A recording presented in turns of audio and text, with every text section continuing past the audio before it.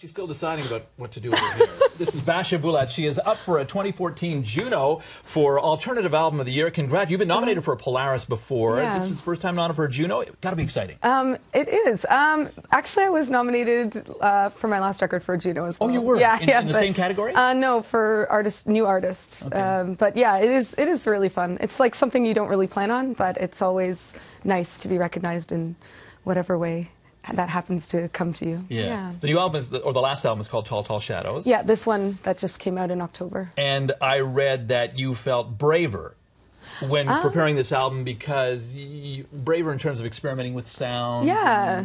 Yeah, definitely. I kind of come from a folk world, I guess you would say, and I think it was really fun to be able to just throw all those rules kind of away and just try to do something different and play with electronic sounds, electric sounds, mix them with acoustic sounds, and just kind of see what happened. Obviously, you're happy with the result. Yeah.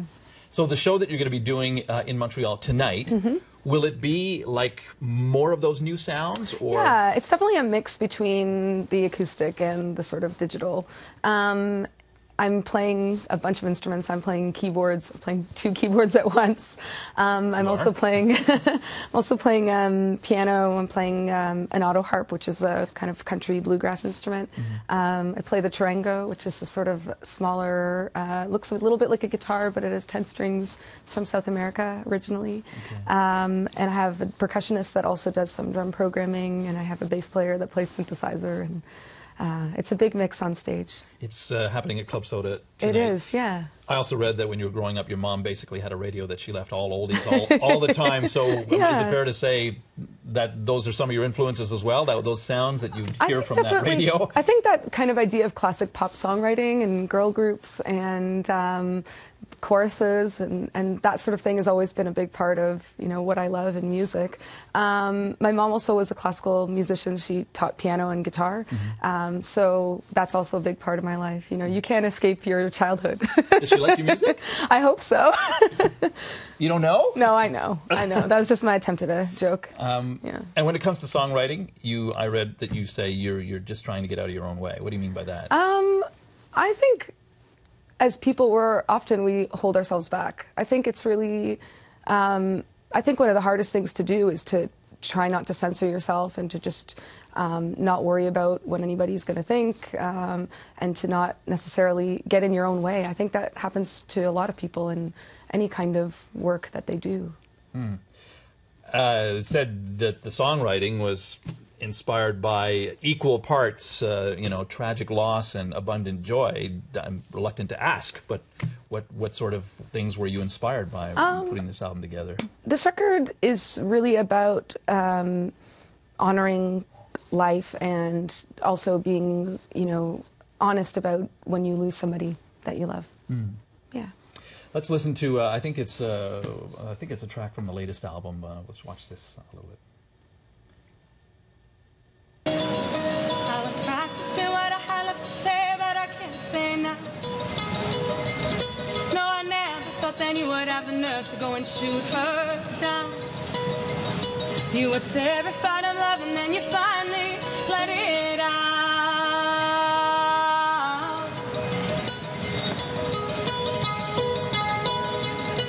But I knew.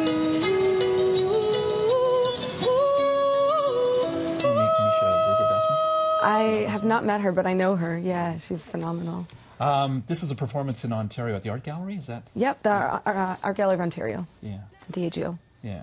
I've discovered a lot of artists by watching TV commercials like Sola Rosa and, Power of Stellar and Aloe Black. And your song was in a Subaru commercial. Yep. What was that like? And you must have got a lot of response.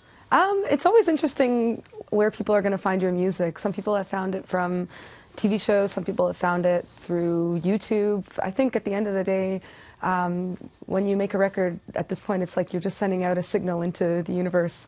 And I'm always surprised by how people kind of encounter my stuff. Yeah. Yeah.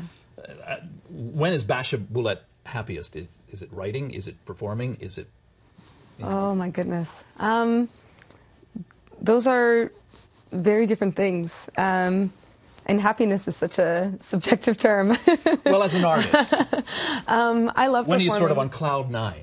Oh, I mean, I think the thing is when you're making, I think most people, you know, whatever kind of work they're doing, if it's art or if it's something that they're making with their hands, or if it's, you know, anything that they do, there's equal parts joy and pain to anything you do. So It sounds like you write it, and then you don't sound like you're eager to go out and perform it. Like No, you said, I it's do. very different things. Well, I do It's- love performing. That's like I love being on stage, and I love singing for people, and I love like the interaction with people in the audience. I just mean in the sense of I don't know if there's necessarily one that's better than the other.